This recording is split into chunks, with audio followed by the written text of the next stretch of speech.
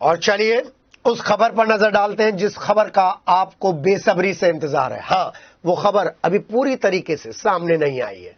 खबर नवीस और राजनीतिक गलियारों में सिर्फ चर्चा ही चर्चा है कि 2024 का ऊंट किस तरफ बैठेगा। जी हाँ, लेकिन विपक्षी पार्टियां तो चुनाव को लेकर चर्चा ही चर्चा करती हुई मशगूल नजर आ रही हैं। बीजेपी ने एक ठोस कदम उठा दिया है। बीजेपी ने रामलला के प्राण प्रतिष्ठा समारोह के ठीक 15 दिन के अंदर शास्त्री नगर मेरठ में पीवीएस से पहले एफ ब्लॉक में चुनावी कार्यालय खोलकर चुनावी शंखनाद जोर शोर से किया है। चुनावी कार्यालय के इस उद्घाटन समारोह में क्षेत्रीय अध्यक्ष सत्येंद्र सिसोदिया थे, सांसद राजेंद्र अग्रवाल और महापौर हरिकांत एलूवालिया और अमित अग्रवाल भी थे। बीजेपी के छोटे बड़े कार्यकर्ता भी उपस्थित थे। महानगर अध्यक्ष सुरेश जैन ऋतुराज और पूर्व महानगर अध्यक्ष भी थे। जिला अध्यक्ष शिव कुमार राणा भी थे और सहारनपुर से जो मेरठ के चुनाव कमान संभालेंगे वो भी शामिल थे। 2024 के चुनाव में सभी ने एक स्वर में एक ही बात कही कि बीजेपी का काम उम्मीदवार घोषित करना है और संगठन का काम चुनाव की तैयारी करना है, चुनाव लड़ना है और इसीलिए वो चुनाव लड़वाने के लिए तैयार है। सभी नेता कार्यकर्ता कैंडिडेट के सवाल पर सिर्फ एक ही जवाब देते हुए नजर आए कि हमारा कैंडिडेट कमल का फूल है। 11 फरवरी को होने वाले इस उद्घाटन समारोह को क्यों 4 फरवरी को ही कर दिया गया, ये चर्चा थी हर तरफ।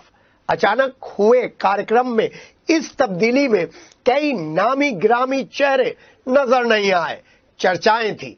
आइए आपको बताते हैं बीजेपी की रणनीति और बीजेपी के दिग्गजों ने इस चुनाव के कार्यालय के उद्घाटन के अवसर पर क्या क्या कहा। सम्मान का उद्घाटन है, निश्चित रूप से ये आने वाली लोकसभा के अंदर एक नया आयाम स्थापित करने जा रहा है। आज पूरे देश के अंदर एक भव्य वातावरण बना है। आज पूरे देश के अंदर एक भाव खड़ा हुआ है कि दोबारा से 2024 के अंदर माननीय मोदी जी को पुनः प्रधानमंत्री बनाना। कार्यालय प्रारंभ हुआ तो काम प्रारंभ हुआ तो हमको अब जब तक चुनाव होगा तब तक ये मानना कि घर से हम निकल आए। आज इतनी बड़ी संख्या में हम यहाँ आए हैं, इसका अर्थ यह है कि हम तैयार हैं और चुनावी युद्ध में कूद गए हैं। भारतीय जनता पार्टी के कार्यकर्ता निरंतर भारतीय जनता पार्टी को मजबूत करने का काम निरंतर लगे रहते हैं। पिछले कई महीनों से लगातार भारतीय जनता पार्टी के कार्यकर्ता पहले से ही पूरी चुनावी तैयारी में लगे हुए हैं। उम्मीदवार होता है वो उम्मीदवार नहीं होता, वो केवल कमल का फूल होता है और कमल का फूल भी केवल एक जगह नहीं, हमारे देव तुल्य कार्यकर्ताओं के दिल में निवास करता है। लेकिन हमको पता है कि 325 सीटें देश की प्रदेश की जनता ने हमको आशीर्वाद के रूप में प्रदान की।